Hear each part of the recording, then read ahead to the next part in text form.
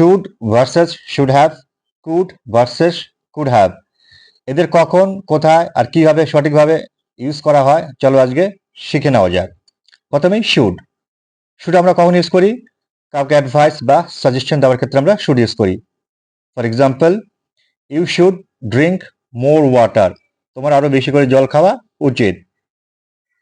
R could should have, should আমরা কখন use করবো? কোনো একটা কাজ তোমার করা উচিত ছিল বাট তুমি সেটা করনি, সেক্ষেত্রে আমরা এই শুড হ্যাভ ইউজ করি। For example, you should have studied harder, তোমার আরো বেশি করে পড়া উচিত ছিল বাট তুমি পড়োনি, এখন তার জন্য রিগ্রেট করছো। আর এর ফর্মুলা হবে subject plus should have plus VT, ভার্বের third form.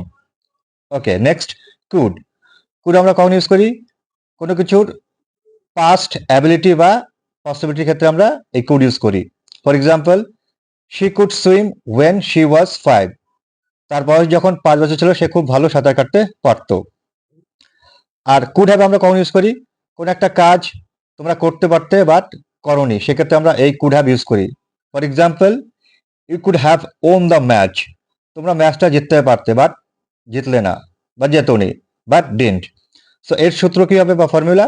Subject plus could have plus VT, মানে ভার্বের third form.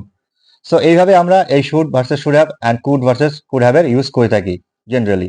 Thank you very much for watching.